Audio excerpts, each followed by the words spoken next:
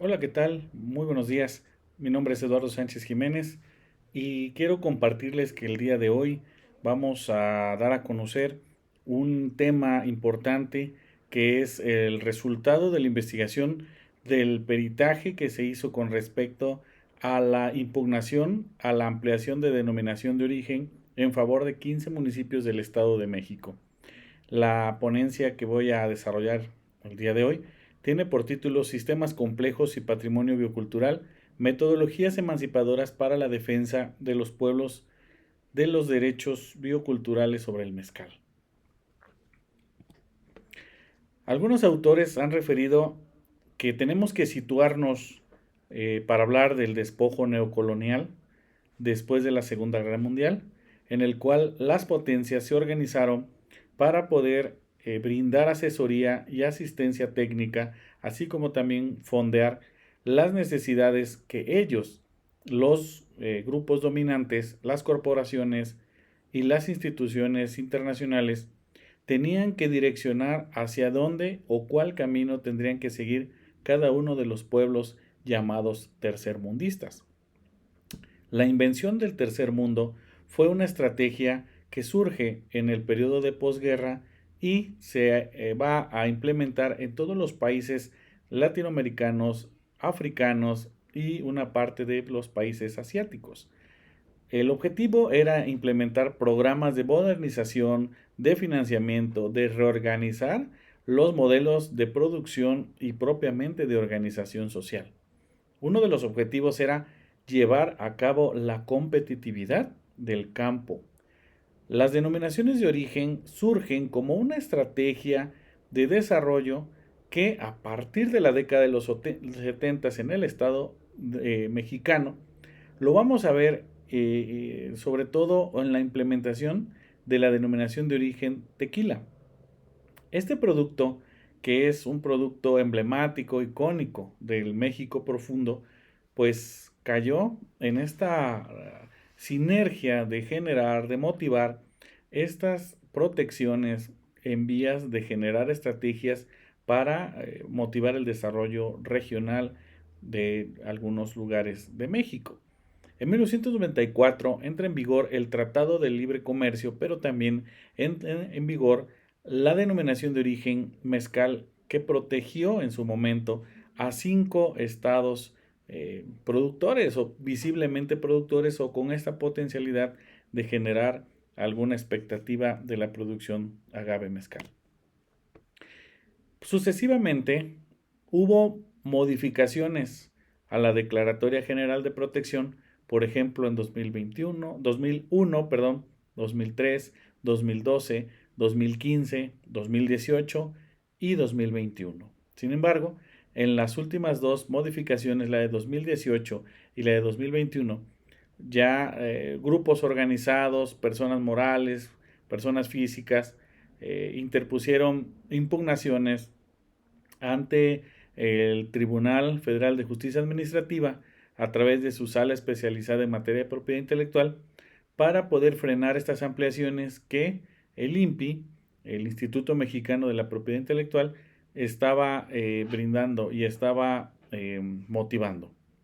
El INPI entonces es demandado y a partir de este proceso, desde agosto de 2018 hasta la fecha, pues ha generado una serie de polémicas, una serie de impugnaciones, de procesos administrativos que pues evidencian una clara falta de atención administrativa, pero también es una oportunidad para reflexionar sobre la vigencia de las denominaciones de origen, sobre los procesos de protección bioculturales, pero también para reflexionar sobre la historia cultural de tal o cual producto, en este caso del mezcal. Vamos a ver que en 2018, el 8 de agosto, un día como hoy, se impugnó al Estado de México y 15 municipios de su territorio. 20 personas físicas, 43 personas morales, sobre todo de Oaxaca, de Guanajuato y de Puebla, fueron quienes impusieron esta denuncia. A partir de ahí, se propusieron 3 perfiles de peritos que atendieran esta demanda para que desde el punto de vista técnico y científico se diera por cumplimiento a esta impugnación. Su servidor fui uno de los 3 peritos especializados en materia de propiedad intelectual, el cual a partir del 11 de marzo estuvimos enviando informes, recabando informes, haciendo trabajo de campo y dirigimos nuestros esfuerzos para poder, en primer lugar, darle respuesta a la solicitud propuesta por las entidades solicitantes, pero también para aclarar el tema más allá de lo legal y dar elementos científicos del por qué sí o el por qué no tendrían derecho estos pueblos a usar la denominación de origen mezcal. Es importante comentar que de acuerdo a la normativa, a la demanda, al proceso administrativo que se llevó a cabo, es importante señalar que las pruebas periciales se deben de admitir, derivado que para el conocimiento de la controversia y poder evidenciar los incorrectos de los señalamientos efectuados en las resoluciones impugnadas por la autoridad demandada, es necesaria la opinión técnica y científica que escapa del conocimiento jurídico. Este párrafo que leí textualmente y que viene en la demanda, es importante conocerla porque da pie a que los resultados de nuestras investigaciones, los resultados de los informes periciales, tienen que anteponerse más allá de todo carácter jurídico. Nos enviaron un cuestionario con el cual teníamos que basar el dictamen pericial. Nosotros lo mencionamos un dictamen pericial en literatura hispanoamericana.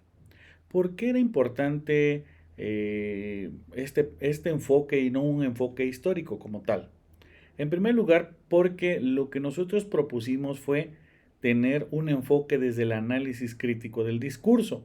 El discurso que puede ser oral, puede ser escrito, puede ser simbólico, puede estar ahí con una imagen, con un color, con una forma.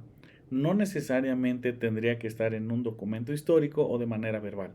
Por lo tanto, el análisis crítico del discurso fue nuestro enfoque para poder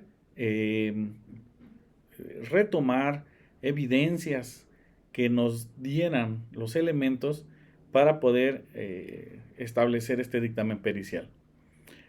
La solicitud, una vez que nosotros la analizamos, la solicitud presentada, en este caso por el CIATEC, que es un centro de investigación CONACYT, pues carecía de un sustento histórico, ya que en el extracto solamente aparecen 2 o 3 párrafos sin que se note ese carácter histórico y tradicional del territorio que se está queriendo proteger. En este sentido, también el cuestionario menciona que si se cuenta con algún documento, al menos desde la época posterior a la colonia y sobre todo del siglo XVIII. Nosotros propusimos que sí se cuenta con la evidencia suficiente y que sí hay documentación incluso antes del siglo XVIII. También dijimos que si la solicitud carecía o de antecedentes documentales donde sí defendiéramos que son 15 municipios los que están solicitando, que tienen todos los elementos, al cual nosotros respondimos que no hay evidencia en los 15 municipios, y esto fue un error muy, muy lamentable, y es el motivo principal por el cual se haya impugnado. El Estado de México tiene 5 municipios que históricamente le tenemos sus antecedentes y se le ve todo el carácter histórico tradicional que sí cuentan con ellos. Lamentablemente los otros 10 municipios no tienen ese antecedente y fueron más propuestos desde un punto de vista económico o quizá político para poder impulsar la actividad o fomentar la actividad, pero ya muy reciente. Al último nos preguntan que qué metodología es la que vamos a utilizar y nosotros contestamos que es una investigación científica basada en el paradigma indiciario y los sistemas complejos. Esto fue determinante, dado que vamos a utilizar una metodología como el paradigma indiciario, que es súper importante a través de indicios, y los sistemas complejos, porque el tema del mezcal es un tema que no puede solamente analizarse desde un punto de vista totalmente histórico, sino que tendría que ser con una visión teórica y epistemológica bastante amplia como lo exige el tema del mezcal. Rápidamente damos a conocer algunos conceptos de impugnación. Está la solicitud impugnada en dos sentidos. En un primer sentido tiene que ver con la omisión por los requerimientos formales exigidos por la ley. Quiere decir que al solicitante varias veces les pidieron una lista de beneficiarios y no la cumplieron. Les pidieron un documento que acreditara la posesión de los predios, por ejemplo, y no lo hicieron. Y entonces fueron documentos que la instancia solicitante pues o no presentó o simplemente lo omitió. Y un segundo punto fueron los hechos que motivaron a no realizarla. Por ejemplo, hay 21 argumentos que de acuerdo a los demandantes es motivo de la impugnación. Hay cuestionamientos técnicos a la solicitud y es correcto. Después de un análisis técnico que se hizo por parte de un servidor, encontramos que hay muchos errores en la solicitud por cumplir o incumplir los estándares de calidad. Es un poco cuestionado porque de acuerdo a diferentes literaturas y diferentes experiencias, se sabe que la mayor parte de los mezcales que vienen de los agaves silvestres van a salir altos en algunos parámetros físico-químicos de los mezcales. Y esto por la propia calidad del mezcal y por las características propias de la planta que se encuentra en un estado de conservación silvestre. Entonces, los parámetros de la norma 070 fueron establecidos más desde un enfoque de plantaciones forestales y no pensando tanto en los agaves silvestres.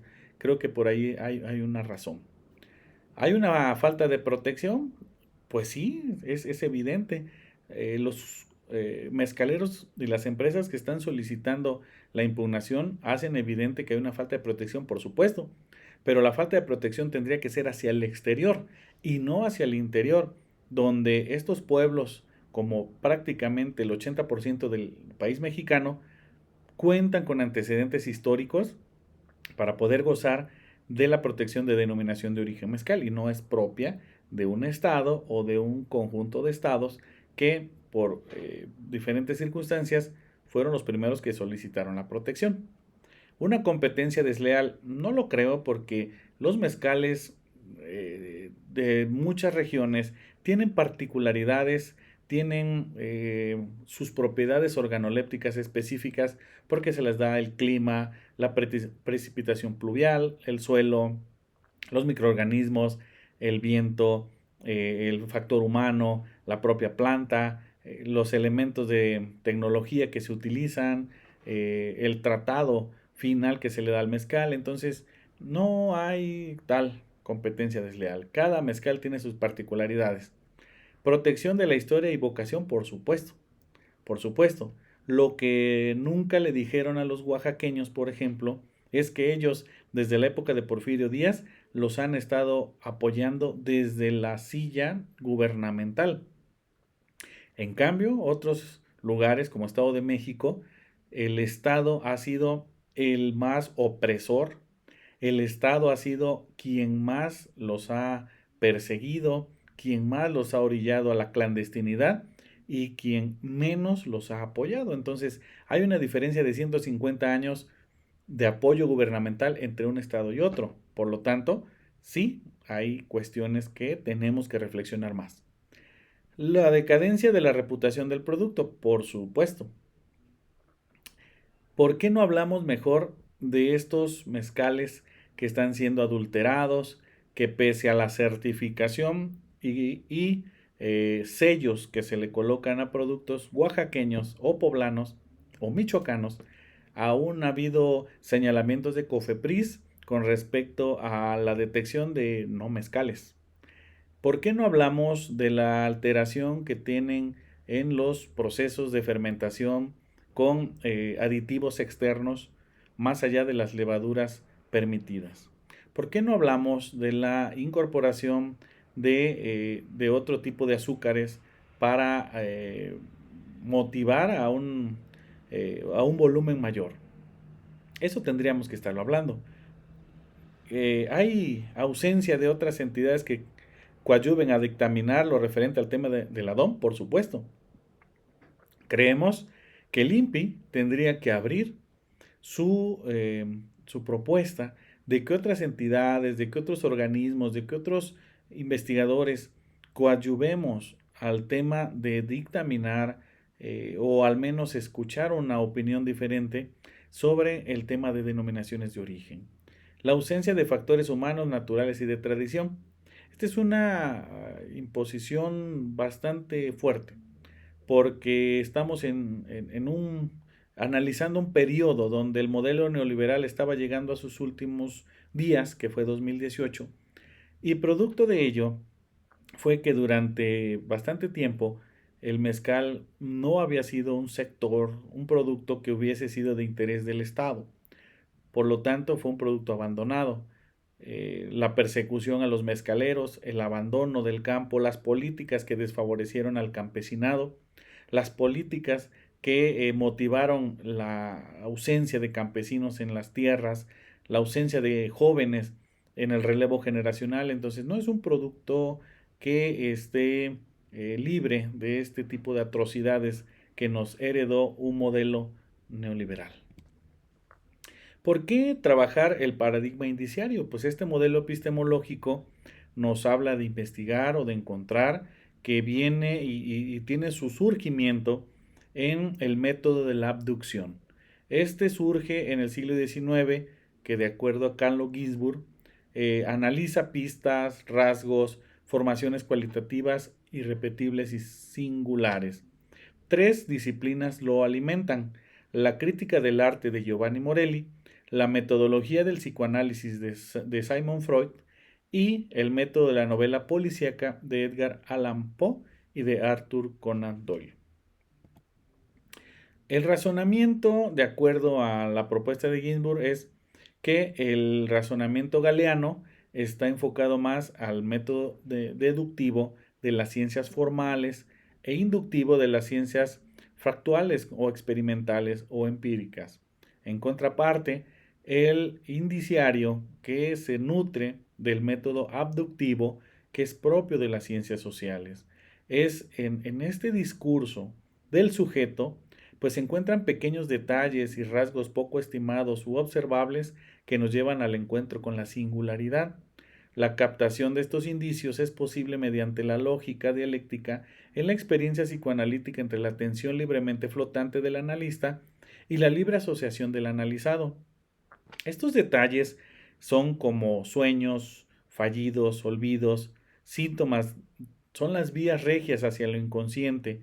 Los datos marginales son los momentos en el que el sujeto se relaja y cede al impulso individual sin que se dé cuenta.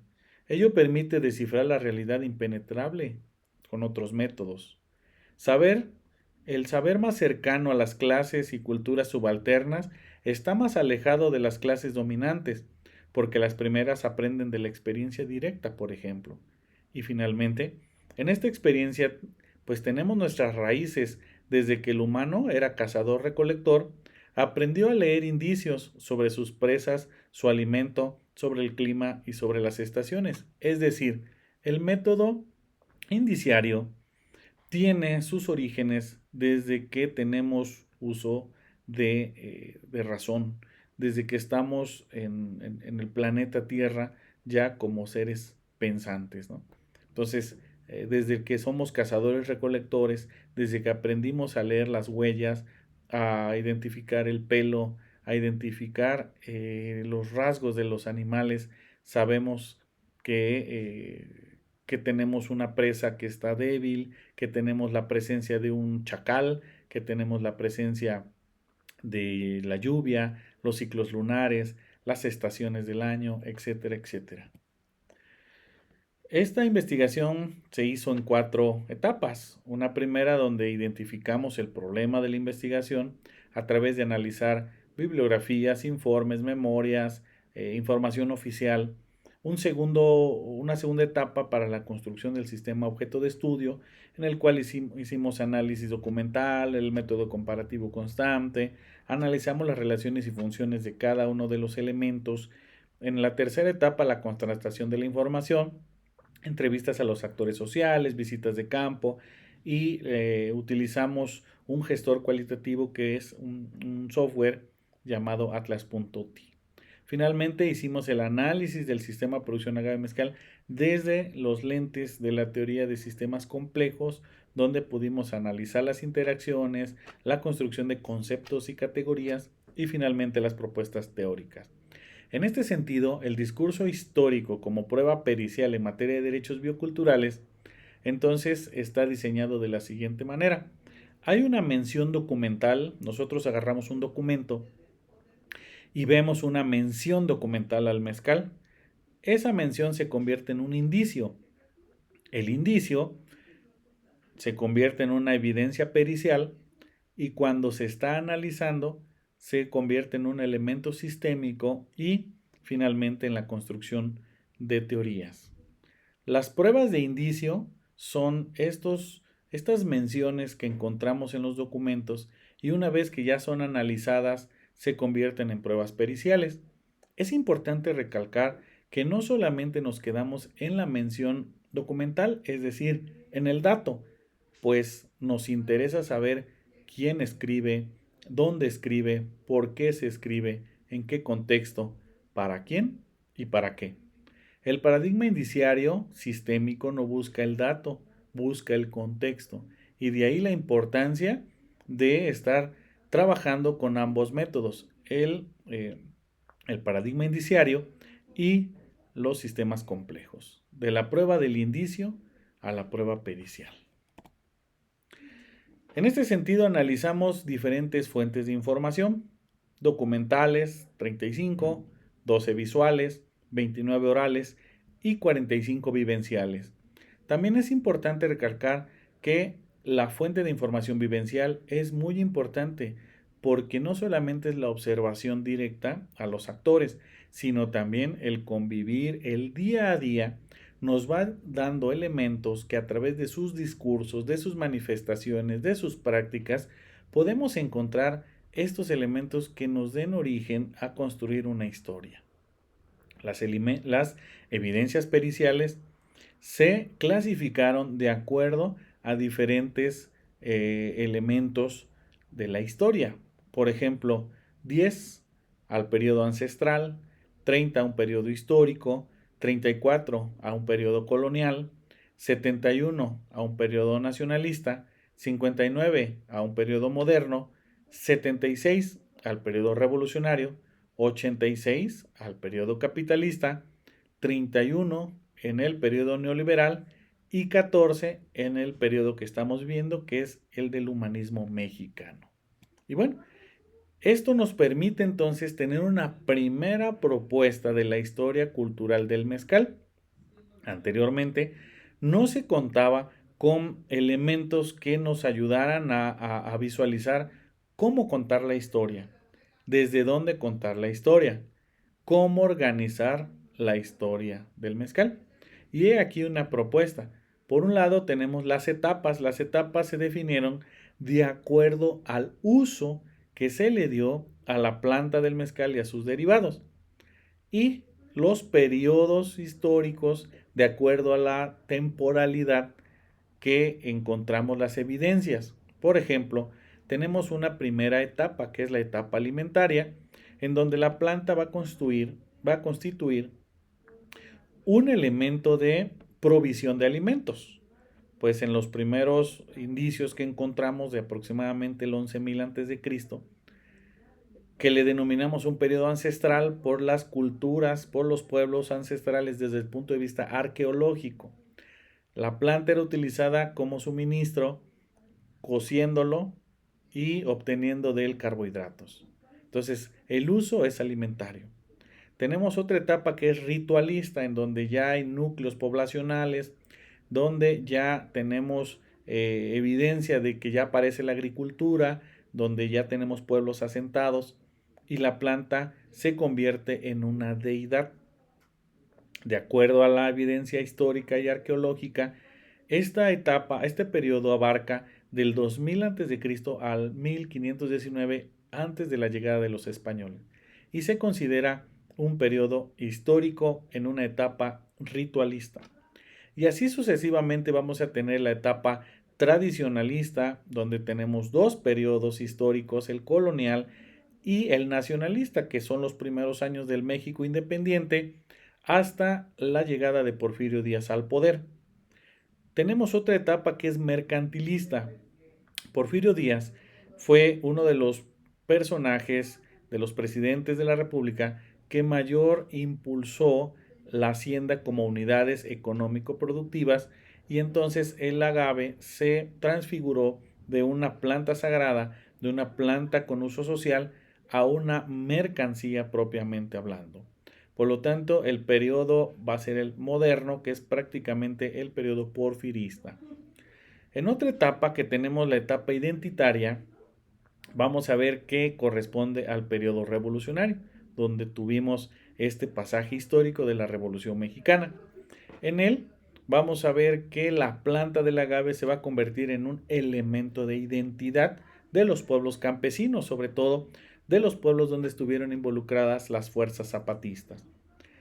En una etapa que corresponde a dos periodos, al capitalista y al neoliberal, la planta del agave se convierte en un commodity, quiere decir en una mercancía que ya es vista como materia prima y con intereses en el comercio internacional. Finalmente tenemos un periodo que es el humanismo mexicano, que es a partir del 2018 con la llegada del presidente Andrés Manuel López Obrador, donde la etapa es una etapa de reivindicación, donde los pueblos están buscando nuevas formas de reapropiarse de su cultura, de buscar nuevamente en el agave su identidad, donde surgen o resurgen las ferias pulqueras, las ferias del mezcal, donde mayormente vamos a tener esta búsqueda por el reconocimiento de los derechos bioculturales, donde van a proliferar las certificadoras, en fin. Por eso le llamamos la etapa de la reivindicación. Esto es muy importante porque no se trata de solamente buscar que se atacó a una cultura, que se atacó a una actividad productiva, sino que el despojo comenzó con una palabra. El que le nieguen a un pueblo el uso legítimo de su lingüística es un ataque directo a la identidad, a la memoria histórica y a la memoria tradicional de los pueblos originarios y de los pueblos campesinos. De acuerdo entonces a LIMPI, hay tres condicionantes de protección para otorgar la denominación de origen. Número uno, que haya factores naturales, quiere decir que haya presencia de agaves nativos, que haya una vigencia de la producción y que haya un respaldo histórico y tradicional de la misma.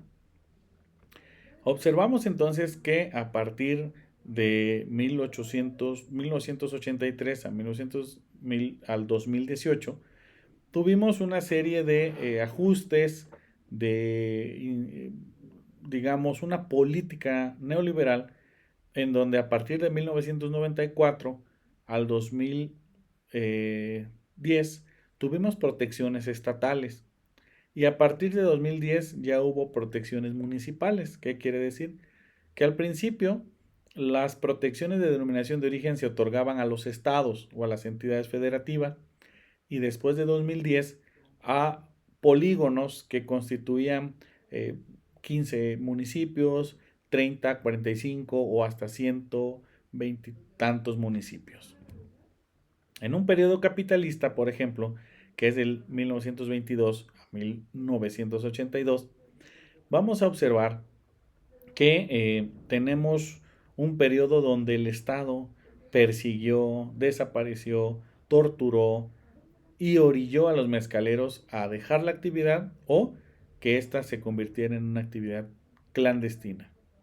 Tenemos evidencia de testimonios visuales, orales, en donde los mezcaleros se fueron en lo más profundo de las gargantas de los montes a producir mezcal, a llevar a cabo estas prácticas y que desafortunadamente pues el Estado a través de la hacienda pública estatal, de la salud pública, del poder judicial, del ejército mexicano incluso, pues estuvieron llevando a cabo actos de lesa humanidad. En este periodo también vamos a ver que, por ejemplo, Sinaloa sigue teniendo esa participación en la producción de mezcal, pese a que Sinaloa lo impugnaron en el 2021, pero fueron los mismos actores y también con los mismos argumentos, que no se tiene un antecedente de la producción de mezcal en Sinaloa. Pues esta evidencia nos dice que al menos en 1928 había un ferrocarril que recorría prácticamente el Pacífico y el sur de Estados Unidos, en el cual se transportaba mezcal.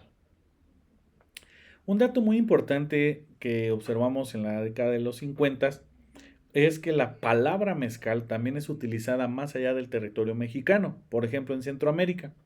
En Centroamérica y sobre todo en El Salvador, vamos a ver que la planta del agave es conocida como mezcal.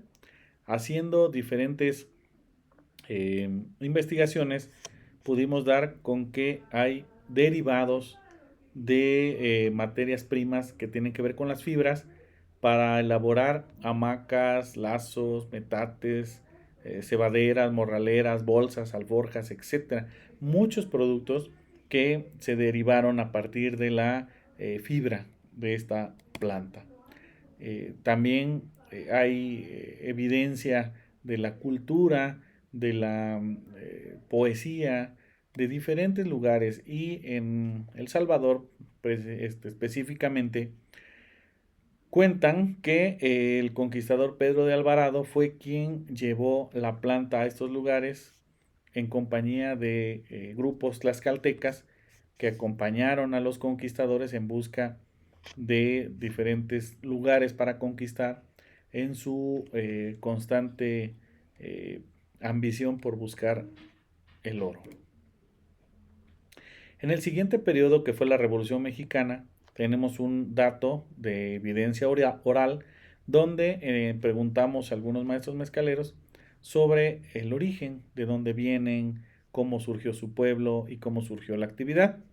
Personas como don Simitrio Vargas, por ejemplo, nos cuenta que su familia y la de muchos del poblado de San José Chalmita provienen del estado de Morelos, pues la Revolución Mexicana orilló a muchos pobladores a escapar de sus lugares de orígenes e internarse en lo alto de los cerros o en los lugares donde pudieran estar libres de las atrocidades de la revolución.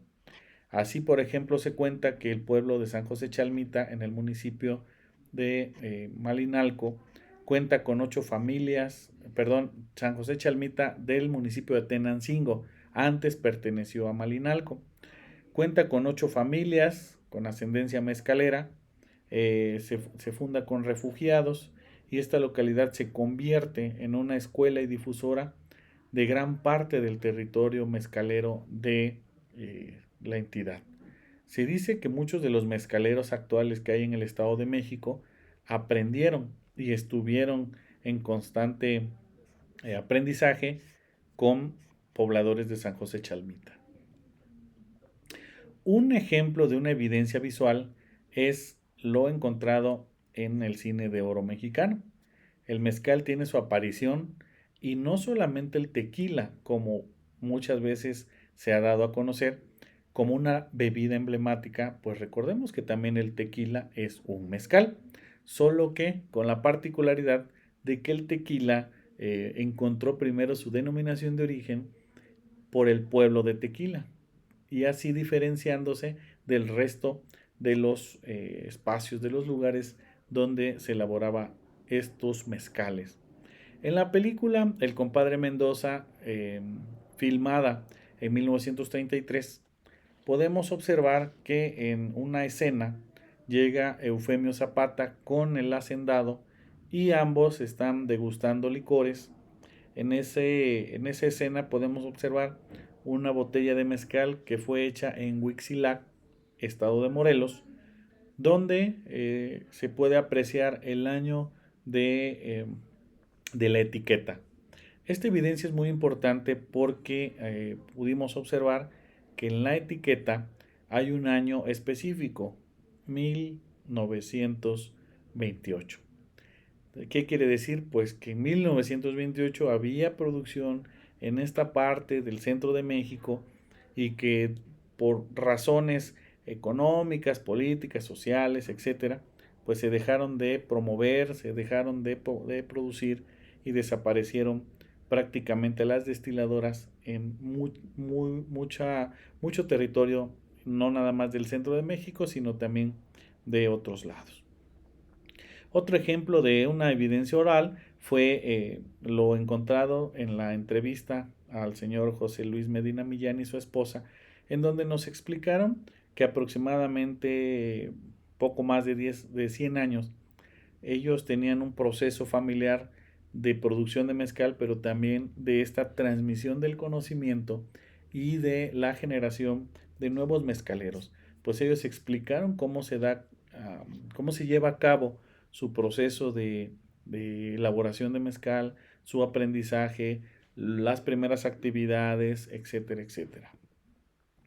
En el periodo moderno, por ejemplo, encontramos aztequismos, que son estas palabras que se encuentran fuera del territorio nacional y que un ejemplo fue en Honduras, en donde también encontramos pues el uso de la palabra mezcal o maguey a diferentes textiles, ¿no?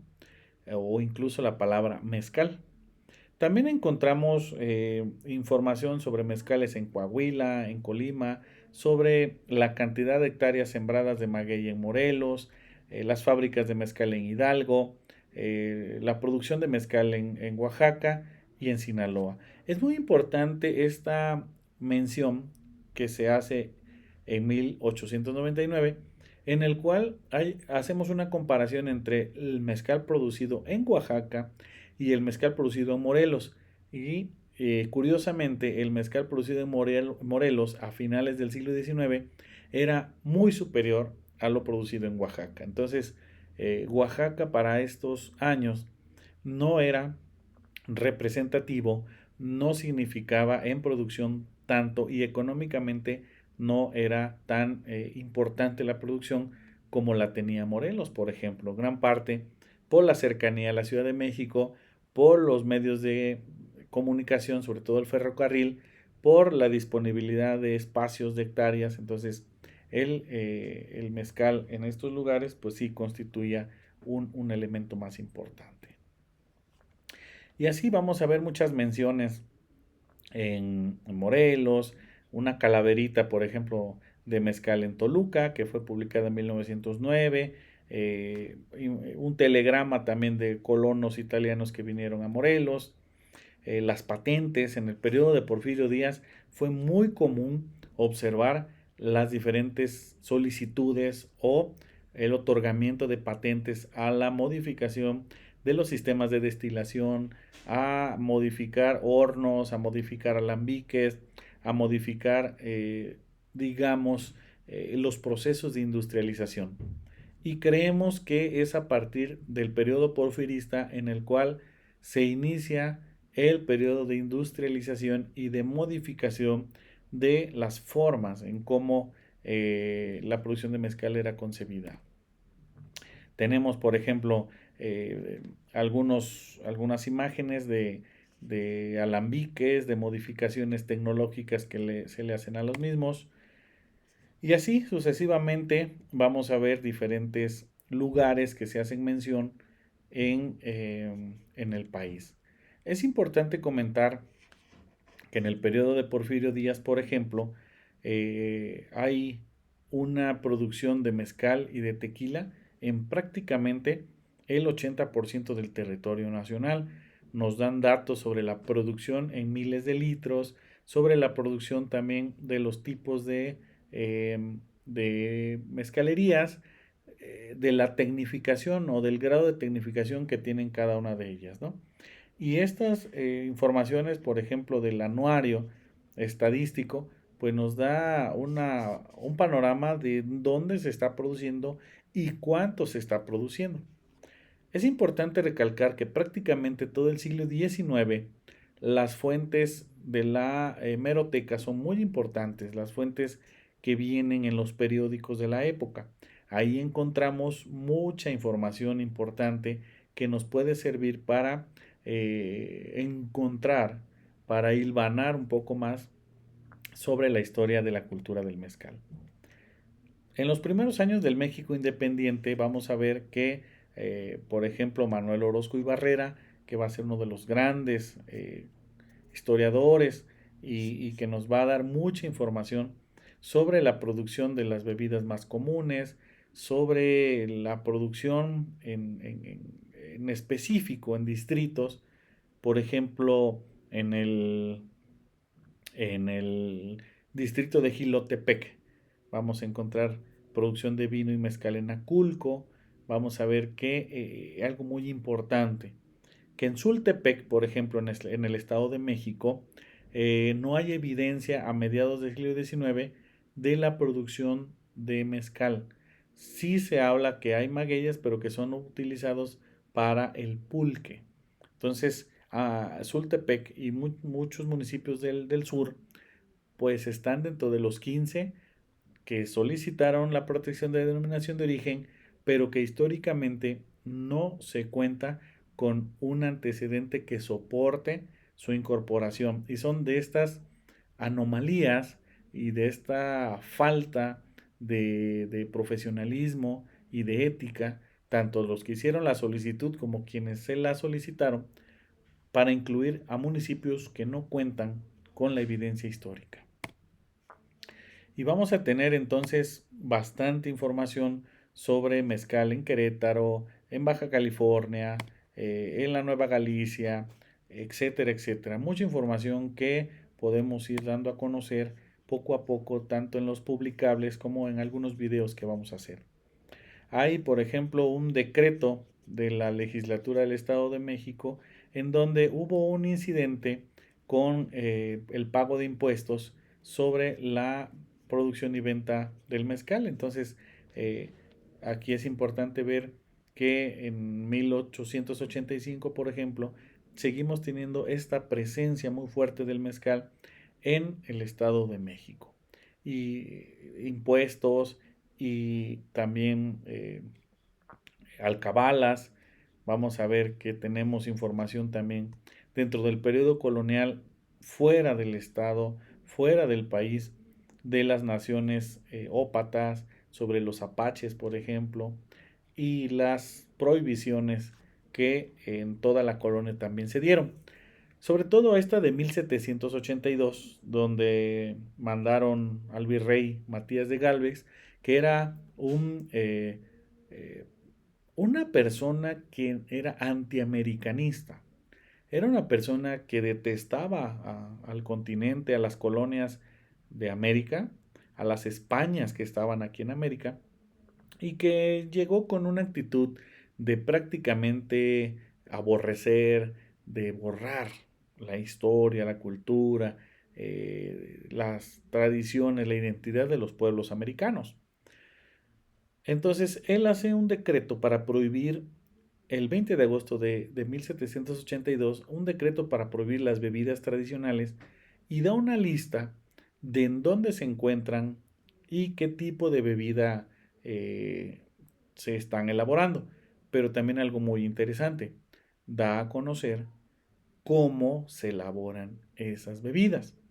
Entonces, este es el documento en el cual referimos con antelación, donde nos preguntaron que cuál era un documento o si contábamos con evidencia del siglo XVIII de la producción de mezcal, y prácticamente este decreto de prohibición va a constituir la clave, porque en él aparecen lugares como Chalco, como Texcoco y como Toluca, ¿sí? Estos tres lugares, que van a ser tres alcaldías mayores, donde vamos a ver que hay producción de mezcal y vingarrote. El vingarrote es un mezcal, pero llamado vingarrote para los pueblos con ascendencia otomí. Entonces, más prohibiciones, una prohibición de 1724 lo da el virrey Marqués de Casafuerte, en donde prácticamente está prohibiendo también bebidas tradicionales porque están dañando la producción de pulque. Entonces, este virrey va incluso a promulgar el destierro a las personas que estén produciendo y vendiendo bebidas tradicionales porque están afectando a la actividad del pulque. Y vamos a encontrar también mapas que hablan de sitios que tienen que ver con la palabra mezcal, que no son oaxaqueños, que no son de Puebla, que no son de Guanajuato, pero que se encuentran en el norte. Estas cartografías, por ejemplo, nos dan un indicio de que la palabra mezcal no es mesoamericana, no está dentro del lenguaje histórico de los pueblos originarios mesoamericanos, pero sí lo encontramos en el léxico, en la cartografía de los pueblos chichimecas. Personas como Francisco Hernández, un protomédico de la época de Felipe II, nos van a dar a conocer todo un tratado sobre las plantas del maguey, sobre sus nombres originales, al menos hasta este tiempo, y con singularidad quiero destacar lo escrito por Ambrosio de la Lima y Escalante, quien es un bachiller, quien empieza a hablar de la prohibición desde la moralidad, quien empieza a hablar sobre lo que no se debe hacer o por qué el mezcal, la planta del mezcal, que es llamado así al maguey, es incluso comparada con el manzano que se encuentra en el Génesis, el árbol que incitó a los primeros humanos a pecar, ¿no? Entonces, Ambrosio y Escalante va a tener una comparación entre los daños que hizo el manzano del Génesis y los daños que está generando el árbol de las maravillas, el maguey, en esta parte de la Nueva España. Hay evidencias importantes como un juicio inquisitorial entre un natural de Ocuituco y, eh, y su relación con una bebida muy probablemente que sea el mezcal. Esta evidencia nos refuerza la idea de que el mezcal no llega con los españoles y de que el mezcal está arraigado mucho antes que los aztecas pisaran estas tierras. En este juicio de Inquisición acusan a Expobal, un natural de Huituco, de hacer un rito, de hacer ahí una serie de situaciones en donde con un ocote prendido genera una flama alta.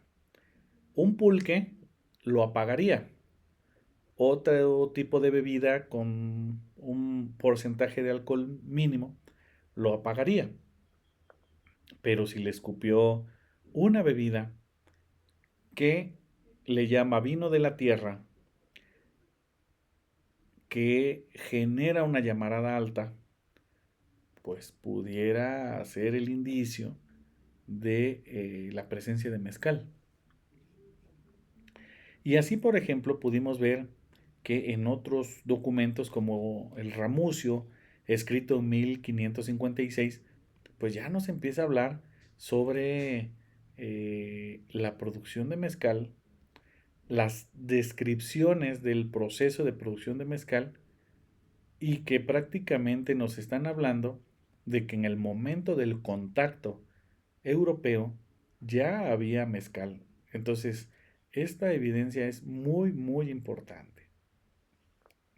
También es importante comentar que del otro lado del océano, en Europa, la técnica de destilación no estaba del todo aceptada por la corona y que era una técnica que si bien fue impulsada por los protomédicos y por algunas coronas europeas, en España no se daba todavía luz verde para que se impulsara.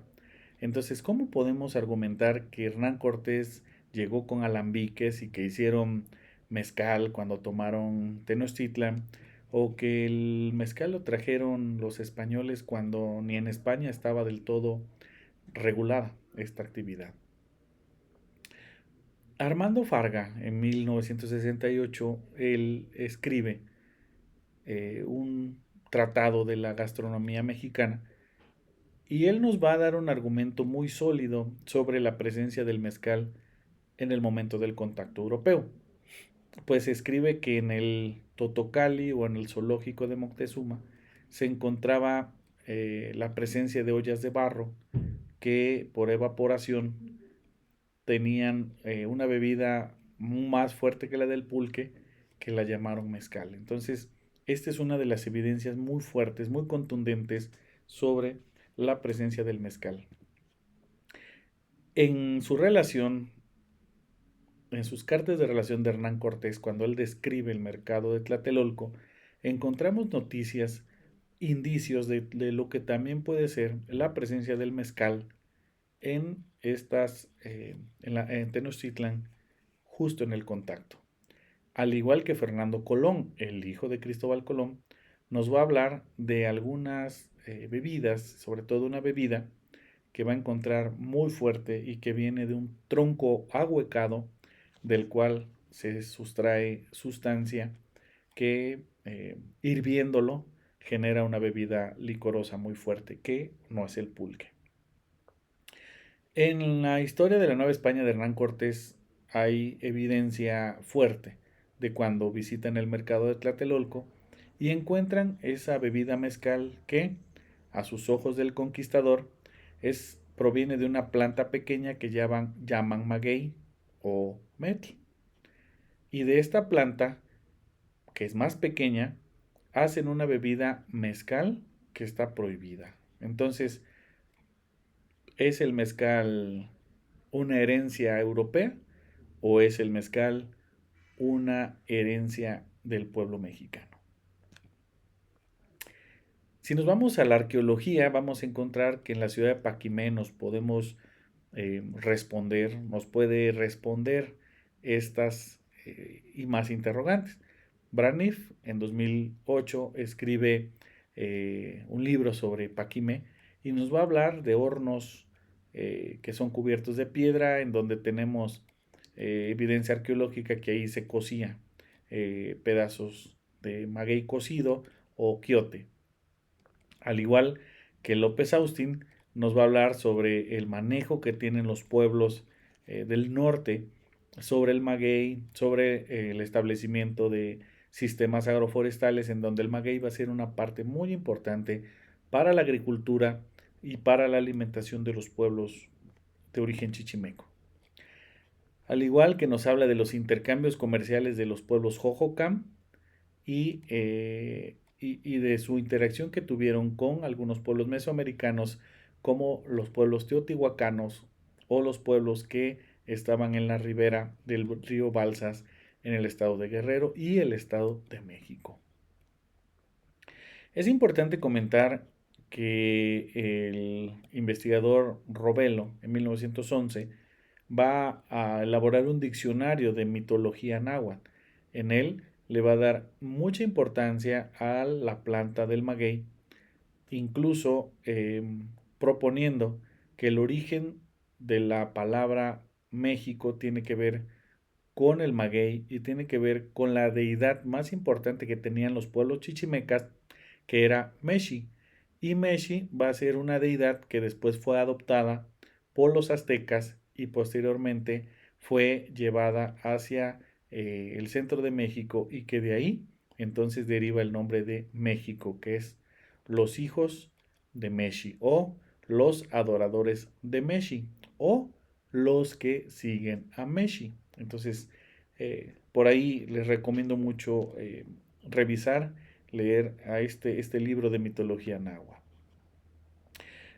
Más evidencias encontramos en códices como el Códice Uppsala, que es de 1550, en el cual vamos a ver la Mexicali, que son las casas del mezcal, en el cual pues encontramos una, por ejemplo, en esta parte de Azcapotzalco, donde estos lugares pertenecieron al pueblo de Tacuba, que fue un territorio antiguo tepaneca, que a su vez pertenecieron al antiguo imperio chichimeca, que venía del norte, cuyo origen es un agua azteca y que están ligados íntimamente con la cultura jojoca y con la cultura hopi, es decir, descienden de los primeros pobladores del pueblo natín.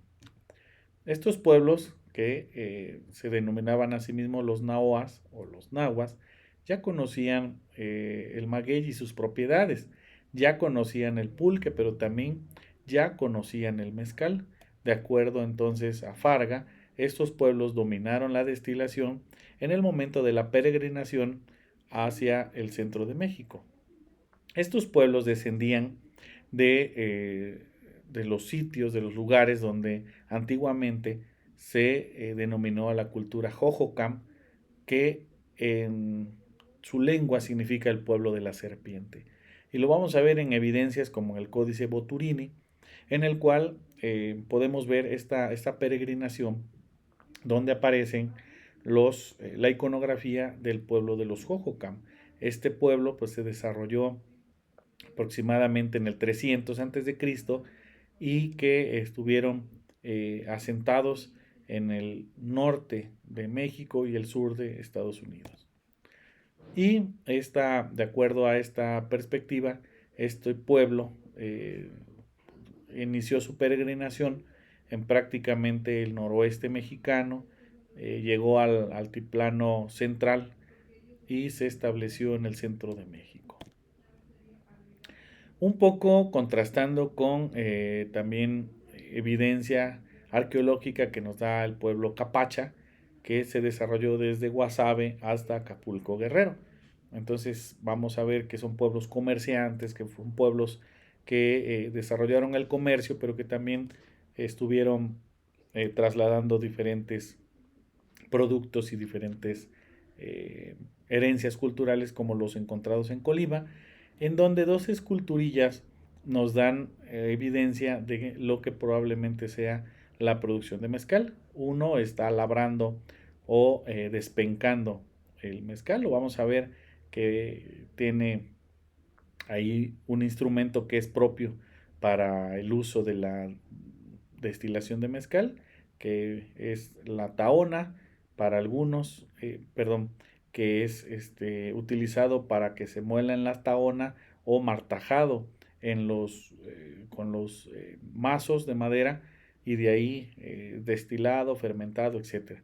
Y las otras esculturillas donde vamos a ver que están degustando una bebida que por el tamaño del cuenco pues pudiéramos ver que no se trata de pulque, sino de una bebida más eh, ceremoniosa, con menor cantidad, pero con alto grado de alcohol, que pudiera ser el mezcal.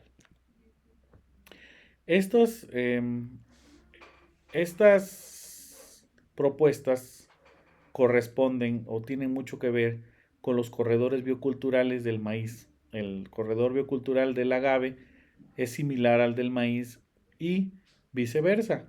Por lo tanto, entonces nosotros estamos proponiendo que tienen que ser corredores bioculturales de extrema atención y de importancia simbólica, de importancia política, de importancia administrativa.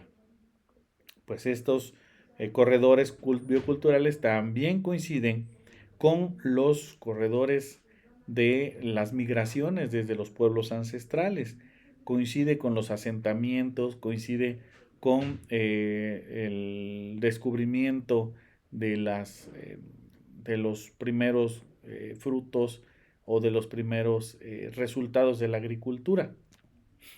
Entonces, el agave constituye a un proceso de coevolución donde evolucionaron los grupos humanos, pero también evolucionó esta planta. Por lo tanto, podemos ver que el proceso del agave y de los grupos humanos son un proceso de coevolución.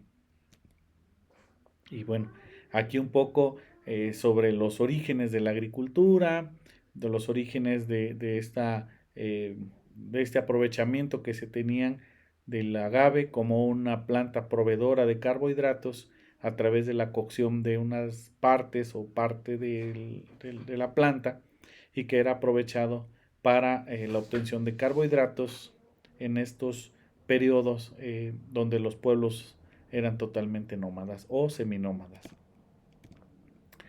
Es importante comentar ya para finalizar que se hicieron análisis multidimensionales en donde pudimos ver de qué manera están entrelazados los pueblos ancestrales como los seris y los apaches a través de su historia y a través de la cultura del agave, ¿no? También es importante comentar que a través de la teoría de sistemas complejos pudimos hacer estudios retroactivos sobre los sistemas productivos, por ejemplo en el 67 que tenemos información, testimonios orales, cómo evolucionó en el 94 y cómo llegó a 2020, cada vez ampliándose, incorporando nuevos elementos, incorporando nuevas formas, nuevas tecnologías, nuevas herramientas, pero también cómo paulatinamente han desaparecido elementos de suma importancia. Esta es una representación del sistema agroalimentario mexiquense en 1782, donde pudimos observar que hay 48 bebidas tradicionales, 22 de base del agave y Texcoco concentró 38 tipos de bebidas. Entonces, el territorio de Texcoco es el territorio donde más herencia biocultural en el tema de las bebidas podemos encontrar y donde desafortunadamente dejó de ser el territorio emblemático con el tema de las bebidas. Para analizar esto, pues también es importante ver cómo está la complejidad de las bebidas a través de ciertos cultivos, de ciertos agroecosistemas. Esto también es importante para poder visualizar que las unidades productivas no, no estaban destinados a un solo cultivo, es decir, que nunca hubo monocultivos porque todo se ocupaba para todo. Este es un esquema de cómo la estructura del sistema de producción multifamiliar está involucrada en el mezcal. Analizamos las estructuras unifamiliares y las estructuras de sociedad mercantil, pero vemos que es el sistema multifamiliar el que más elementos incorpora. ¿Qué quiere decir con ello?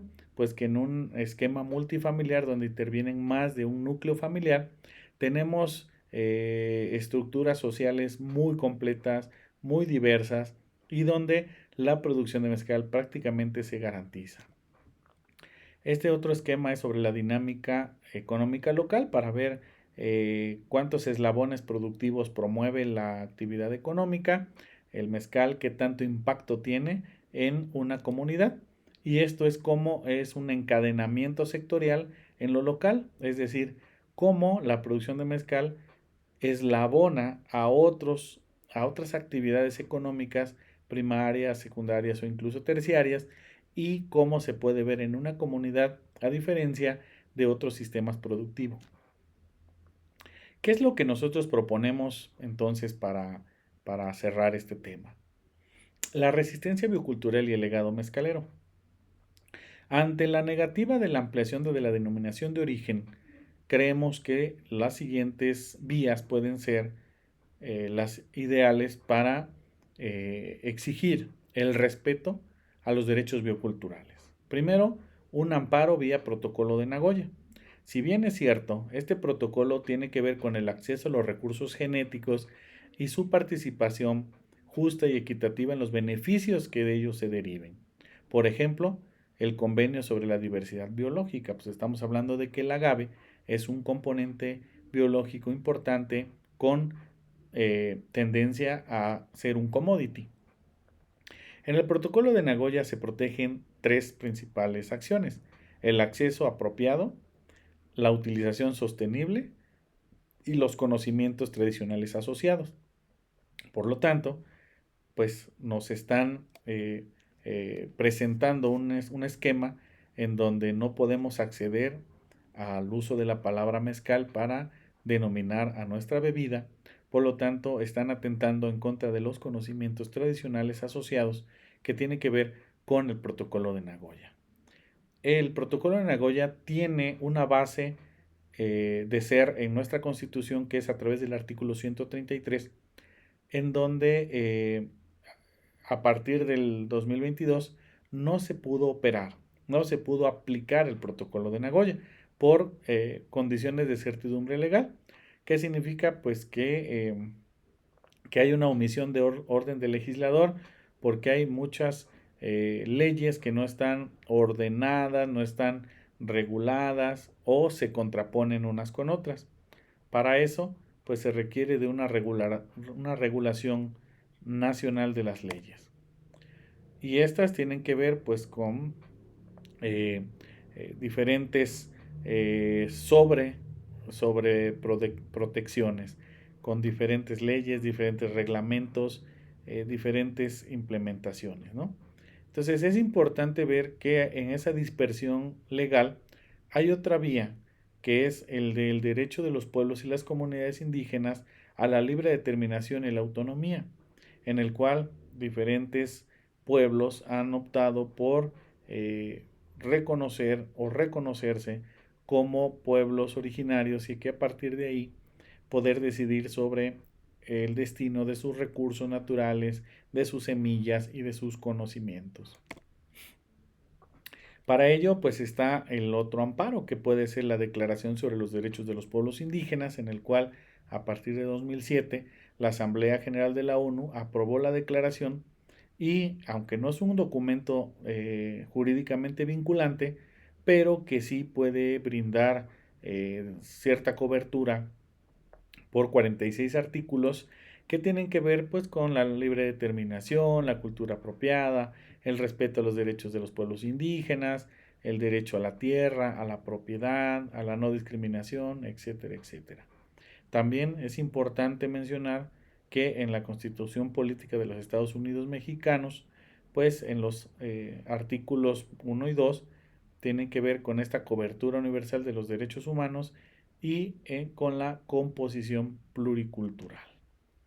Hay un último elemento que puede ser un componente lingüístico, en el cual a través del Instituto Nacional de Pueblos Indígenas pudimos ver el uso de palabras, de conceptos que tienen que ver con las formas en cómo ellos históricamente han denominado a a los vegetales, a los animales o algunos elementos de la naturaleza. Por ejemplo, encontramos que la palabra quiote o tallo, ¿sí?, que es una palabra que tiene que ver con una parte de la planta del agave, pues en el Estado de México, exclusivamente en Amecameca, esta palabra es mexiquense, mezcal. Mezcal se le denomina en el Estado de México, pero también mezcal se le denomina a la planta o al quiote en otros lados. sobre todo en el área chichimeca, es muy común encontrar que la palabra mezcal es también para referirse a una parte de la planta que puede ser el quiote, la planta en general, el mezcal cocido, ¿sí? O la bebida destilada. Entonces, tenemos un elemento importante en Amecameca que justifica que el uso lingüístico del pueblo mexiquense está en la palabra mezcal. Creemos que por ahí pudiera ir. La Ley Federal de Protección del Patrimonio Cultural de los Pueblos y Comunidades Indígenas y Afroamericanas puede ser otro elemento para poder llevar a cabo la preservación de la cultura, el idioma, las tradiciones, la tierra, los recursos naturales, y que a través de la participación activa de estas comunidades en la toma de decisiones, pues afectan a su patrimonio cultural y a sus territorios. Por lo tanto, se propone, por un lado, buscar una indicación geográfica que pudiera denominarse criollo mexiquense, que es así como definen las comunidades al agave criollo mexiquense, y que a su vez se promoviera la certificación agroecológica participativa para el agave.